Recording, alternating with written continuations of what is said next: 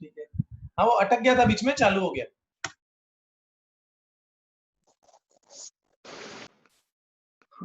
मध्य, विषय, कषाय, निद्रा, विकथा, 5 प्रमाद भगवान ने बताए।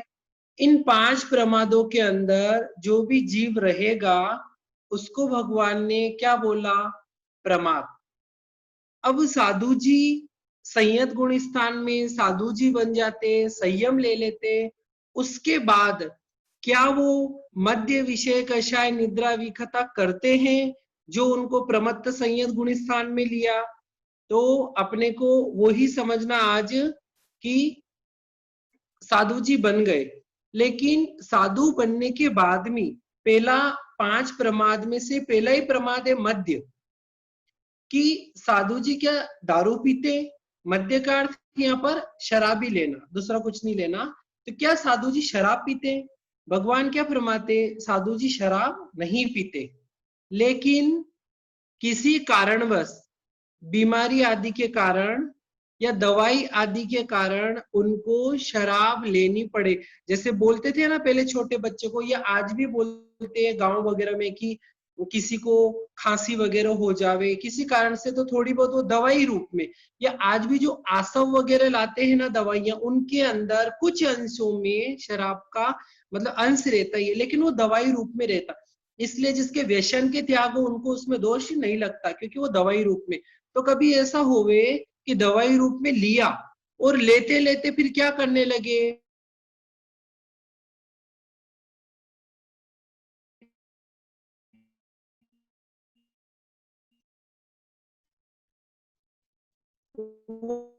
वो अच्छा लगने के अंदर बताया हुआ है कि साधु जी, शेलक राजर्षि, पंथक आदि, पंथक मुनिराज आदि का वर्णन आता है कि उन्होंने क्या किया था, दवाई रूप में उसका सेवन किया, लेकिन फिर बाद में आदत हो जाने से वो ही उनका क्या बन गया? व्यसन बन गया, और उसको वो छोड़ नहीं पाए। एक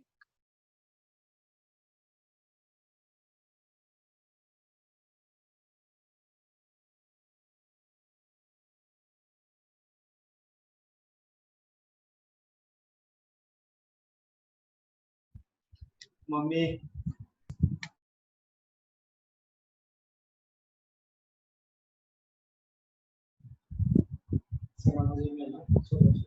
जी आशीष जी बोलिए।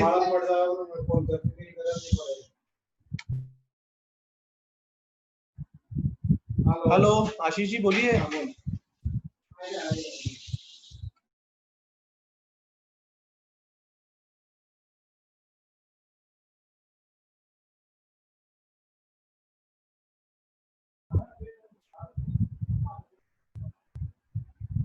असुविधा के लिए खमत खामना। हाँ, तो प्रमाद में से पहले मध्य हो गया, फिर मध्य के बाद विषय, कषाय, निद्रा, विकथा। विषय के अंदर भी भगवान ने 5 इंद्रियों के 23 विषय और 240 विकार बताए। तो 23 विषय साधु जी भी कभी आहार आदि लाए, क्योंकि उनका नाम ही क्या, प्रमत्त संयत गुणस्थान। कभी आहार पानी आदि आहार वगैरह करते ही है। आहार लाए, लाने के बाद में कोई अच्छा लगा, ज्यादा सेवन कर लिया तो नींद आदि भी आ जाती है। तो उस कारण से कि संयम के अंदर होते हुए भी 5 प्रमाद का जहां पर सेवन होवे उसको भगवान ने प्रमत्त बोला। तो प्रमादी साधु गुण स्थान, यहाँ पर साधु की संज्ञा मिल गई, संयम ले लिया, संयम के अंदर आ गए, लेकिन अभी तक भी 5 प्रमाद के अंदर है। जैसे अपन देखते हैं कभी कभी साधु जी बैठे बैठे ऐसे झपकी आ जाती है, नींद आ जाती है, कभी ध्यान नहीं रहे,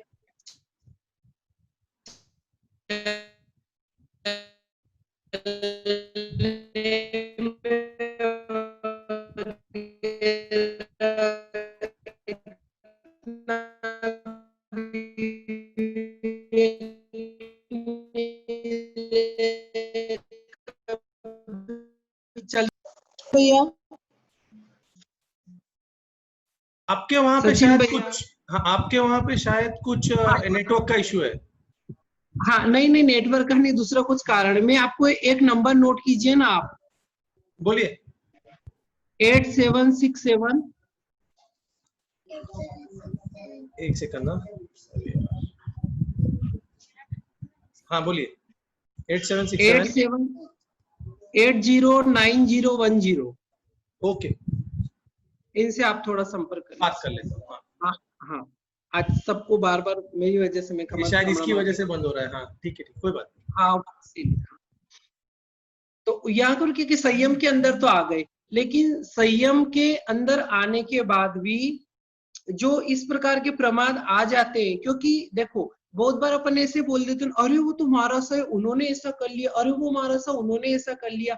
देखो वो भी साधु है, वो भी छद्मस्त है ना, तो छद्मस्तता के कारण कभी कभी वैसी प्रवृत्ति हो जावे, लेकिन अपन सोचे कि मैं ऐसा बोलकर मैं क्यों कर्म बांधू। बहुत बार ऐसे हो जाता ना, वो महाराज ने ऐसा किया उन्होंने ऐसा किया, ठीक है, लेकिन मुझे ऐसा बोल के गलती वगैरह हो जाती है, छद्मस्त है, तो उस कारण से तो अपने को ऐसा बोलकर कषाय वगैरह करके मुझे अपने कर्म नहीं बांधने। तो प्रमत्त संयत गुण स्थान, कि जिस गुण स्थान के अंदर प्रमाद का सेवन हो उसे भगवान ने प्रमत्त संयत गुण स्थान बोला। यहां से साधुपना आ गया। अब अपन ऊपर चलते, सातवें गुण स्थान का नाम है अप्रमत्त संयत गुण स्थान या फिर अप्रमादी साधु गुण स्थान। छठा प्रमादी था, सातवां अप्रमादी। अब देखो गुणों में विकास हो रहा कि सातवें के अंदर, छठे के अंदर तो कभी कभी प्रमाद वगैरह आ जाता था। सातवां अप्रमत्त, अप्रमत्त सहज में सरल परिभाषा जो अपन छठे में बोले वो यहाँ पर नहीं है, कि छठे के अंदर मध्य विषय कषाय निद्रा भी कथा, ये पांच प्रमाद का जहां सेवन होता है वो प्रमत्त संयत। सातवें के अंदर इन पांच प्रमत्त का सेवन नहीं होता, तो वो क्या हो गए अप्रमत्त संयत गुण स्थान। ठीक है, तो ये पांच प्रमाद वहां पर नहीं, इतना सा ध्यान रखेंगे ना तो भी अपना काम चल जाएगा। अब अपन थोड़ा सा विचार करें कि जैसे भगवान महावीर स्वामी, जब भी कोई व्यक्ति, भगवान ने कोई भी व्यक्ति जब संयम लेता है सबसे पहले तो वो सातवें गुण स्थान के अंदर प्रवेश करता है, मतलब अप्रमत्त संयत गुण स्थान। जैसे देखना जब दीक्षा लेते कितना उत्साह रहता, मैं संयम ले रहा संयम ले रहा, इतनी खुशी, इतना अंदर से उमंग, उस उमंगता के कारण वो सातवें गुण स्थान का स्पर्श करते, मतलब अप्रमत्त अवस्था का स्पर्श करते। उसके बाद में फिर मतलब नीचे आते जाते, ऊंचे नीचे ऊंचे नीचे। जैसे छठे सातवें को किसकी तुलना दी, तराजू की, ऐसे ऊपर नीचे, तो फिर सातवें से छठे में आ गए, छठे से फिर सातवें में, फिर छठे सातवां छठा सातवां, ऐसे करके व्यक्ति कितना ही समय या पूरा संयम पड़ेगा काल वो छठे सातवें में बिता सकता। ये हो गया। जैसे भगवान महावीर स्वामी ने जब संयम लिया तो सातवें गुण स्थान का स्पर्श किया, और भगवान लगभग 12 वर्ष छद्मस्त अवस्था में रहे। उसके अंदर कोई 12.5 कोई 12 आदि बोलते, तो उसके अंदर भगवान ने छठे गुण स्थान का मतलब पूरे 12.5 साल छद्मस्त अवस्था में भगवान ने एक मुहूर्त मतलब 2 घड़ी, सिर्फ 2 घड़ी नींद ली, 2 घड़ी निद्रा प्रमाद अवस्था में गई, सिर्फ 2 घड़ी। और 2 घड़ी भी कैसे समझना, कभी 1 मिनट, कभी थोड़ी सी झपकी आ गई, कभी आधा मिनट हो गया, कभी 2 मिनट हो गई, ऐसे करके पूरा 48 मिनट समझ। कोई सभी लोग म्यूट पे नहीं है, आवाज घूम रहा है।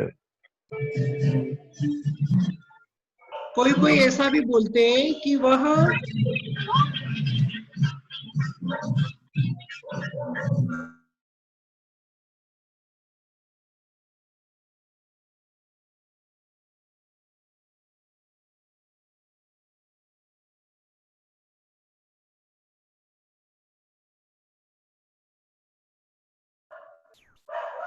कोई ऐसा बोलते हैं कि भगवान पूरे 2 घड़ी मतलब एक अंतर्मुहूर्त एक रात्रि में रहे, छद्मस्त अवस्था की अंतिम रात्रि में, लेकिन ऐसा नहीं है।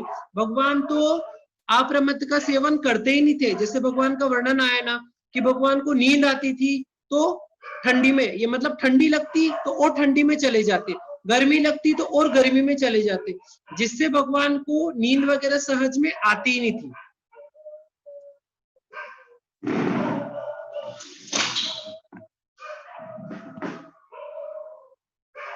इसलिए भगवान के पूरे जीवन काल के अंदर क्या समझना कि भगवान ने 12.5 साल मतलब छद्मस्त अवस्था के अंदर समझना कि भगवान ने एक मुहूर्त के लिए क्या ली, 2 घड़ी के लिए नींद ली।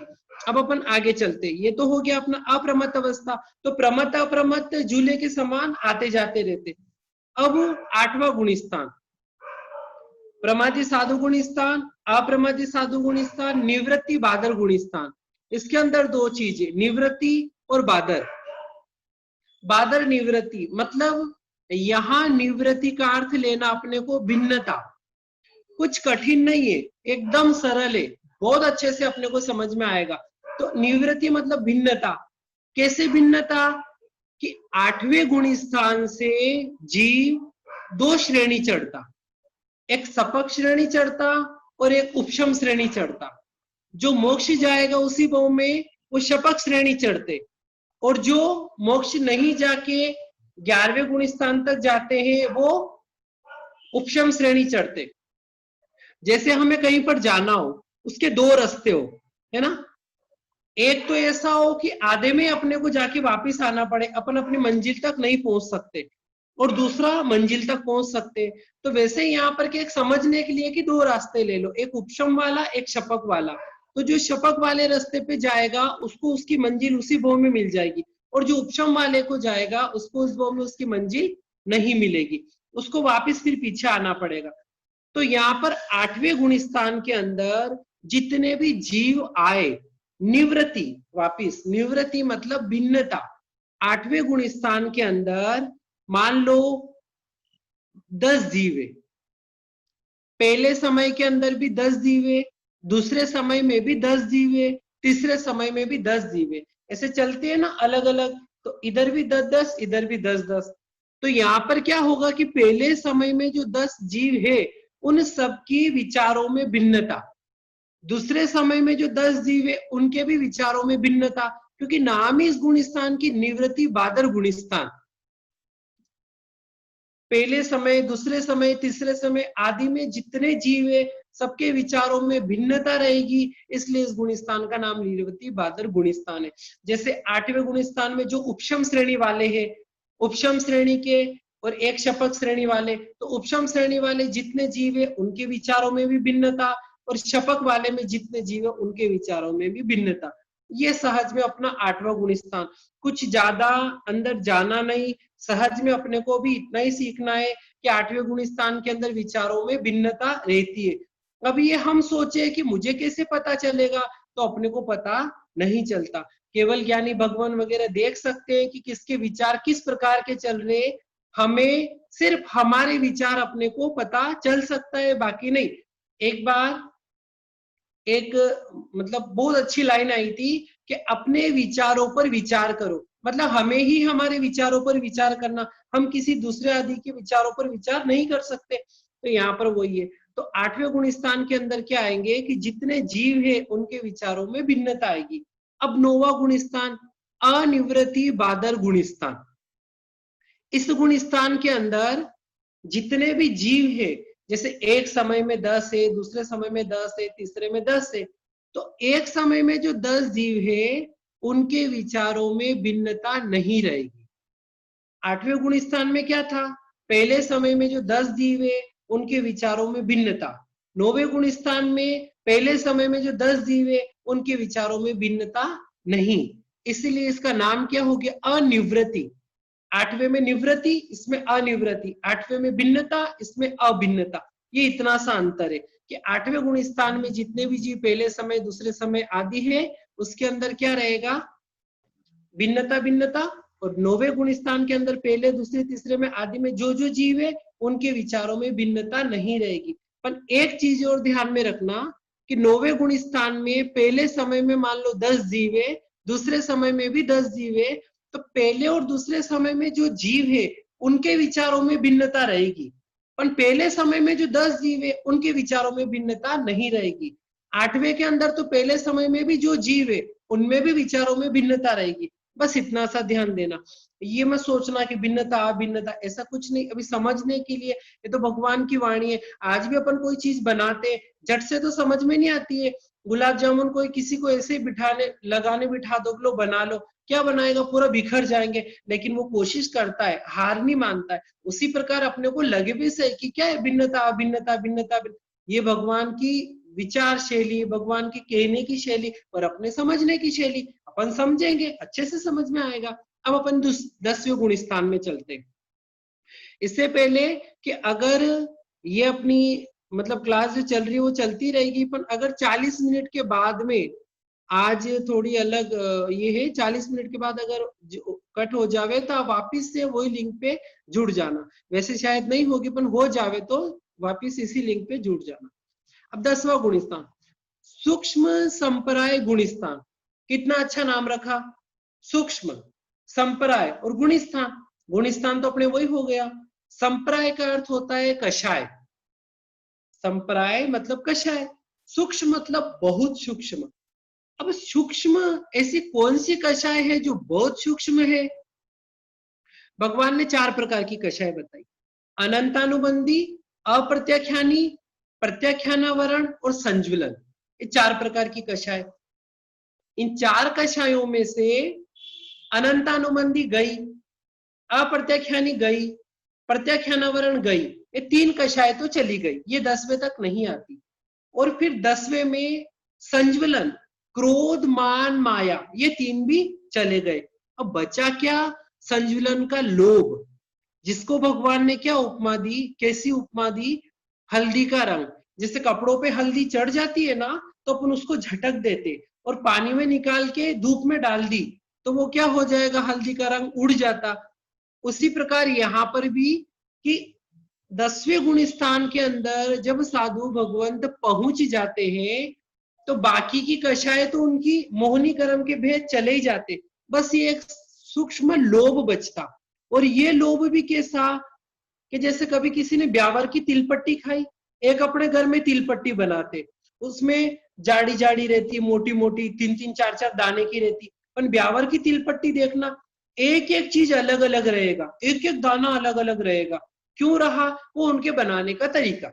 तो वैसे ही यहाँ पर 10वें गुण स्थान के अंदर क्या आता है कि जो सूक्ष्म लोभ बचा, थोड़ा सा लोभ, हल्दी के रंग जितना लोभ, उसको भी कूट कूट के वो महात्मा, अब कैसे कूटेंगे, वहां कोई कूटने की कोई चीज नहीं है, अपने विचारों से उसको इतना कूट के पतला करते, पतला पतला पतला पतला, और फिर बाद में क्या होता, वो भी चला जाता। तो कि सूक्ष्म संप्राय गुणस्थान, जिस गुणस्थान के अंदर संज्वलन का सूक्ष्म लोभ बाकी हो, उस गुणस्थान को भगवान ने सूक्ष्म संप्राय गुणस्थान बताया है।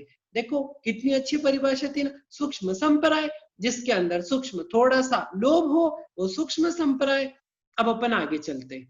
अब आगे का विषय है ना और बहुत अच्छा है, मतलब ये गुणस्थान है ना अपने को सिखाते। जैसे 10वां गुणस्थान क्या सिखा रहा कि देख भाई, ज्यादा कषाय करेगा तो ज्यादा रोना पड़ेगा, संसार में घूमना पड़ेगा। इन 10वें गुणस्थान वाले महात्मा के पास तो सिर्फ सूक्ष्म लोभ बचा, लेकिन ये भी अगर क्षय करके ऊपर नहीं बढ़े ना तो इनको भी संसार में घूमना पड़ता, फिर अपन क्या चीज है।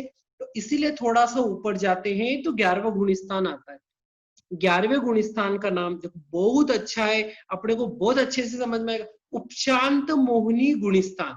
गुणस्थान मतलब वही, मोहिनी मतलब मोह कर, अपन बहुत बोलते हैं ना आम बोलचाल की बात, हर कतरो मोह है, हर कतरी लगाव है, आसक्ति है, वही अपना मोह कर्म। और 8 कर्मों में जो सबसे बड़ा मुख्य, अब आ गए अपने उपशांत। उपशांत जो कर्म क्या हो गया, शांत हो गया। शांत मतलब यहाँ खत्म नहीं समझना, दबा हुआ समझना। पहले अपने गांव में है ना, आज तो गैस वगैरह आ गया, पहले गांव में जो चूल्हा रहता था तो हमारे दादी मम्मी वगैरह क्या करते थे कि जो खाना बना लिया और बनाने के बाद जो अंगारे रहते थे ना उनको राख से दबा देते थे कि बाद में जब जरूरत पड़े तो उन्हीं को चूल्हे में डाल के फिर जला लिया, तो उसको दबाया। इसका मतलब ये नहीं कि वो आग शांत हो गई, आग शांत नहीं हुई, उसके ऊपर आवरण आया है ना, वो डाल दिया हमने, उसको शांत मतलब दबा दिया, लेकिन पूर्ण खत्म नहीं किया। तो उसी प्रकार 11वें गुणस्थान के अंदर क्या होता है कि उपशांत मोनी गुणस्थान, जिस गुणस्थान के अंदर मोह कर्म पूर्ण रूप से उपशांत हो गया, पूर्ण रूप से दब गया, वो हो गया उपशांत मोहनी गुणस्थान। मोहनी कर्म की भगवान ने 28 प्रकृति बताई। आप कर्म प्रकृति के ऑडियो में बताए हैं, और वैसे भी आप कर्म प्रकृति कहीं पर भी बुक के अंदर पढ़ सकते हैं। प्रज्ञापना सूत्र में भी बताया, भगवती सूत्र में भी बताया। तो इन 28 कर्म प्रकृतियों में से 11वें गुण स्थान के अंदर एक भी कर्म प्रकृति का उदय नहीं रहता है ना। 11वें गुण स्थान के अंदर 28 कर्म प्रकृतियों में से एक भी कर्म प्रकृति का उदय नहीं रहता, उसको बोलते उपशांत मोहनी गुण स्थान। सारी प्रकृतियों को क्या कर दिया, दबा दिया। अब जैसे ही दबाया ना, इस गुण स्थान में जो जीव आ गया, इस गुण स्थान में जो जीव आ गया, मोहनी कर्म को पूरा दबा दिया, उदय में नहीं है, इसलिए इस गुण स्थान को भगवान ने क्या संज्ञा दी, वितरागता की। मतलब इस गुण स्थान में जैसे जीव आया ना, वो वितराग की श्रेणी में आ जाता। जैसे भगवान ने बताया ना कि कोई अपने जैसा मनुष्य हो, ऐसे ही घूमता फिरता, मैं तो ये काम नहीं करता, मैं तो ये काम नहीं करता, जो ऐसे बोलते। और जैसे ही उन्होंने पहचान लिया कि भगवान, मैं यावत जीवन जीवों को नहीं मारूंगा बिना काम से, बड़े बड़े जीवों को, तुरंत वो भगवान के संग के अंदर जगह पा लेता, तीर्थ के अंदर जगह पा लेता। कितनी ऊंची बात, तीर्थ कोई सामान्य शब्द है तीर्थ, उसमें जैसी जगह पाई। उसी प्रकार 11वें गुण स्थान के अंदर जैसे ही जीव आया, आते वो कौन सी श्रेणी में आ गया, वितरागता की श्रेणी में, है ना। कितना ऊंचा काम। तो ये अपना 11वां गुण स्थान। अब अपन 12वें में चलते हैं। कितनी अच्छी बातें बताई ना भगवान ने, कि इतनी अच्छी अच्छी, इतनी छोटी छोटी बातें थी, लेकिन आज दिन तक हम इनसे वंचित